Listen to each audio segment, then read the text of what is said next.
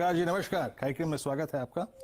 और ये यूएस से जो भावनाएं और जो नए डेवलपमेंट्स हैं, रेट हाइक की प्रोसेस कितनी तीव्र होगी कितनी नहीं होगी, कल के अगर आप देखें बयानों ने, अगर आप देखें एक सेल ऑफ को, अगर आप देखें कहीं कहीं इक्विटी मार्केट्स में ट्रिगर किया। दूसरा अगर आप देखें एक विषय ये भी है कि यूक्रेन और रशिया के बीच में जो है और नाटो फोर्सेस के बीच में जो तनातनी है वो चरम सीमा पे है, जो कि क्रूड के मार्केट्स को बहुत ड्राइव कर रही है। गोल्ड पे इसका खासा इंपैक्ट है, इक्विटीज पे काफी इंपैक्ट है इसका। आप कैसे अप्रोच कर रहे हैं सर मार्केट्स को, इस बात को देखते हुए कि इन सभी इवेंट्स के बीच में हमारे लिए मंगलवार को एक बहुत बड़ा इवेंट लाइंड अप है, budget. Good morning Virendra. I think आपने बहुत ही बढ़िया तरीके से सारी पॉइंट्स को कवर करा। मेरा ये मानना है कि जो यूएस में इवेंट हुआ जो कल रात को, और रादर जो नॉन इवेंट जिस था लेकिन उससे जो चिंताएं बन गई, वो इसलिए कि जो भय अब है वो ये है कि कहीं ना कहीं इंटरेस्ट रेट्स घटने की बढ़ाने की प्रक्रिया जो है वो अब आपको पूरी तरह से सारे साल भर दिख सकती है। चाहे वो 30 बेसिस पॉइंट से शुरुआत हो, आगे चल के 120 उसमें और बढ़ोतरी हो। तो ये जो मात्रा जिसमें इंटरेस्ट रेट में तब्दीली आएगी, ये थोड़ी सी लोगों को चिंता दे रही है।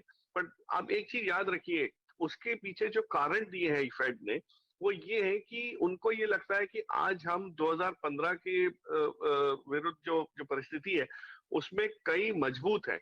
वो लोग को ये इनका मानना ये है कि यहाँ पे यूएस में जो इंटरेस्ट रेट में बढ़ोतरी होनी भी है, तो that will not be something which will upset the economy. मतलब वो इकोनॉमी इतनी मजबूत हो चुकी है, अब्सॉर्ब कर पाएगी इस शॉक को, इस चेंज को। सो वो अच्छी खबर है। ये तो ऐसा है कि आपको पैरासीटामोल लेके अपना फीवर कम करने की आदत पड़ गई थी, अब आप बोल रहे हैं हम पैरासीटामोल नहीं देंगे। तो इसलिए नहीं दे रहे कि अर्थव्यवस्था अपनी वापस अपने कदमों पे खड़ी होने की तैयार होगी, सक्षम होगी।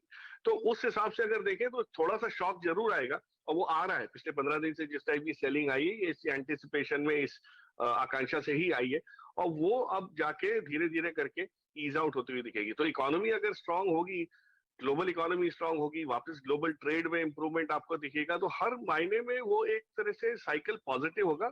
लेकिन अब लिक्विडिटी को ना लेके, अर्निंग्स ग्रोथ को लेके मार्केट की नजरें टिकी रहेंगी, और वो थोड़ी सी रफ्तार कभी कभी स्लो हो सकती है।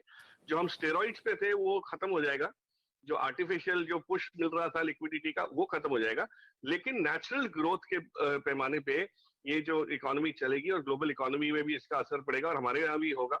और मुझे लगता है जो बजट आ रहा है ये एक बहुत बड़ा, हमारे लिए एक बहुत बड़ी चुनौती भी है और बहुत बड़ी अपॉर्चुनिटी है सरकार के लिए। जो चीजें उनको करनी है, जिस चीज पे धक्का लगाना है, वो अगर सही मायने में हो गया तो हमारी इकोनॉमी में बहुत बड़ा असर दिखेगा। तो आई एम क्वाइट पॉजिटिव। हाँ, ये 15-20 दिन थोड़े से आपके टफ जा सकते हैं, वॉलेटाइल जा सकते हैं, लेकिन जो भी चीज खरीदनी है, चाहे वो बजट को लेके हो या रिवाइवल को लेके हो, वो आपको फरवरी एंड में या मार्च में लेनी है, ये याद रखिएगा। कोई बाइंग अभी करने की जरूरत नहीं है, सिर्फ ऑब्जर्व करें क्या क्या चेंजेस आ रहे हैं, और वो चेंज एक बार आ जाए, डाइजेस्ट कर ले, उसके बाद आपको वो बाइंग की अपॉर्चुनिटी जो है वो बहुत ही सराहनीय तौर पे मिल सकती है, और उसमें आपको मजबूत पोर्टफोलियो में कंस्ट्रक्शन में काम आ सकता है। जी दीवान साहब नमस्कार, मैं शैलेंद्र बोल रहा हूँ। प्रकाश डालिए इस बात पर कि यूएस फेडरल रिजर्व कर्व के पीछे है, और फिलहाल हम लोग मार्च का इंतज़ार करेंगे इंटरेस्ट रेट हाइक्स के लिए। यहाँ पर सिर्फ डराने की चेष्टा की गई पावेल साहब द्वारा कि भाई आप लोग सुधर जाएं, और सुधार जैसा कि आपने बताया पिछले 15 दिन से चल ही रहा है, लेकिन हम सब लोग आंकड़ों से जुड़े हुए हैं, और आपने चर्चा करी कि फरवरी के आखिर में, मार्च के शुरू में खरीदारी की राय रखें। कोई लेवल आप समझते हैं कि ये जो बिकवाली दिख रही है विदेशी मित्रों द्वारा, ये गहराएगी और निफ्टी कहां तक करेक्ट कर सकता है? शैल जी गुड मॉर्निंग। नहीं, मैं बिल्कुल वाकिफ हूँ आपकी इससे राय से कि जो 15 दिन में जो करेक्शन हमने देखा, जो एक्सेसेस जिसको कहते हैं, कि जो अत हो गई थी मार्केट में लिक्विडिटी को लेके, ये हर एक छोटी बड़ी चीज सब चल रही थी, वो सारी अब आपको रैशनलाइज होती हुई दिख रही है। और उस लिहाज से ये जो निफ्टी में करेक्शन आएगा, ये 16,500 तक की लेवल की गुंजाइश है। मैं इतना इस तकनीकी लेवलों पे बहुत एक्सपर्ट होने पे, मैं फंडामेंटली जो वेव देख रहा हूँ उसके हिसाब से है। पर मैं ये भी कहने की कोशिश कर रहा हूँ कि 16,500 को वो टेस्ट फिर से करती भी है अगर हमारी मार्केट, क्योंकि बड़ी चीजों में बिकवाली ज्यादा आ रही है, छोटी तो चीजें बिक चुकी हैं और छोटी इतनी जल्दी बिक नहीं रही क्योंकि हमारे यहाँ रिटेल निवेशक उसको पकड़ के रखे हुए हैं। लेकिन जो बड़ी चीजों में सेलिंग आई है, जो इंडेक्स हेवी वेट्स में सेलिंग आई, खास करके आप देखिए आईटी में जिस टाइप की सेलिंग आई है, गजब की है। ये तो सोचा ही नहीं था कि टीसीएस और इन्फोसिस को भी इतनी मार पड़ेगी। तो इस टाइप की कंपनीज में जो सेलिंग आई है उसकी वजह से आपको निफ्टी पे असर उसका थोड़ा सा गहरा हुआ दिखता है।